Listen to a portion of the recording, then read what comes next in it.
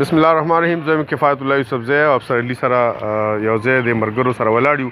دا د واپډې پنشنیرز دي، سپینګیری دي، کوم ته چې د پنشن نه ملایدو یو مسله مه راغلی. زما په خیال چې مخکې په واپډا کې داسې چته څه مسله نه راغلی. په لومبي ځل دوی ته دا مسله پیدا شوې ده چې دوی ته خپل پنشن تقریبا د 2 میاشتو راسې د دوی د وینا مطابق نه دی ملو شوی.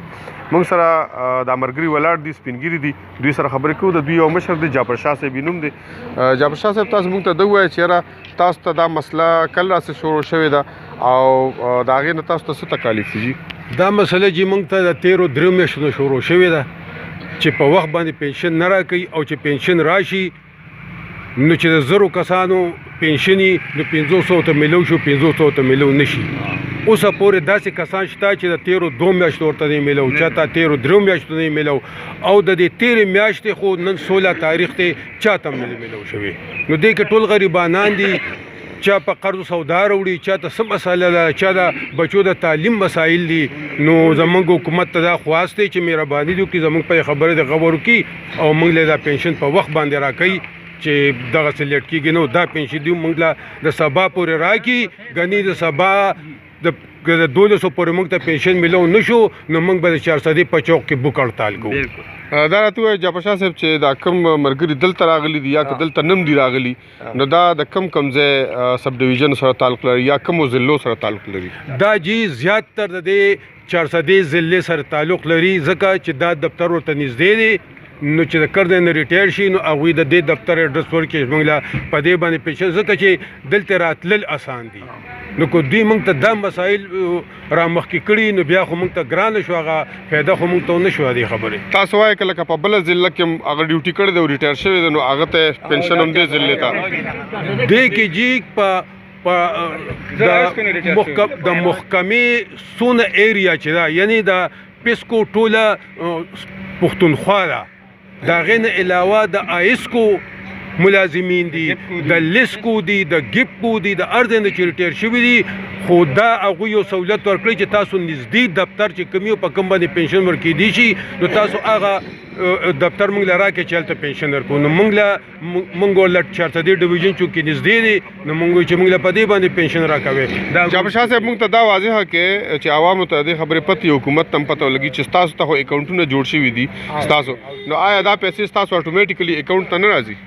دا پیسې جی زمونږ راځي چې په کوم دفتر باندې مونږ پنشن اخلو نو دا د هغې دفتر د ایکسچینج اکاونټ ته شفټ شي او بیا هغوی موږ ته په پنشن بکونو کې انټري مو کړي او زمونږ پیسې زمونږ اکاونټونو ته په بینک کې په کوم بینک کې چې زمونږ اکاونټ دی هغې ته هغه پیسې شفټ شي.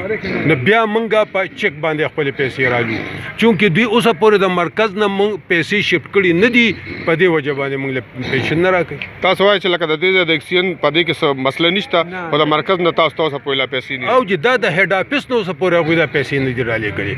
که د هیډ آفیس نه پیسې راولېږلې نو دوی به موږ له په یو ورځ کې راکړي. ډېره مهرباني. دا جعفر شاه صاحب او دوی سره د خپل مرګري ولاړ دي. د دوی د وینا مطابق د 3 میاشتو راسې د دوی نه دا مسله چالو ده چې دوی ته پنشن نه دی ملو شوی، او په دې کې د پیسکو یعنی د پېښور چې کوم دغه دی د پاور سپلای کوم کمپني ده، دغه شان اسلام آباد شو، لاهور شو، کراچۍ شو، هغه ټول مرګري چې هغوی هلته ډیوټیانې کړي دي خو اوس دغه شوي دي، ریټایر شوي دي او هغوی ته پنشن د دلته کومه ضلع کې چې هغوی اوسېږي دا کومې ضلعې چې هغوی دي نو د هغې نه ورته به پنشن ملاویږي. خو چونکې د مرکز نه تر اوس وخته پورې دوی ته پیسې نه دي ټرانسفر شوي، د هغې د وجې نه د دې ځای چې کوم ایکسچینج دی نو هغوی هم دوی ته مجبوراً څه قسمه پیسې د دوی اکاونټ ته نشي ټرانسفر کولی. همدغه شان که زه ووایم نو اکثریت د بینکونو مخې ته زمونږ د نور ادارو چې کوم پنشنیرز دي، باباګان دي، سپینګیري دي، کمزوري دي، هغوی مکثر ولاړي. حکومت له پکار دي چې په دې باندې غور وکړي، ځکه چې په دې کې کونډې رونډې دي. دلته کې په دې احتجاج کې هم یو څو کونډې راغلي دي چې د هغوی خاوندان چې نو هغوی په واپډا کې ریټایر شوي دي، هغوی ته اوس پنشن ملاویږي. په دغې پنشن باندې د دوی د کور چوله روانه وي او تر کومې چې دوی ته پنشن نه ملاویږي نو هغه چولې به همغه شان بندې وي. حکومت ته د دوی د طرف نه او زموږ د طرف نه یو قسم دا خواست دی چې د دوی دا پنشن دی بحال کړي او زر تر زره دی دوی ته خپل پنشن ملو شي چې د دوی د کور چوله هم شروع شي. ډېره مهرباني. زه یم کفایت الله یوسف زی او ما سره افسر ډي په کیمره باندې ستاسو نه اجازه غواړو. د الله په امان.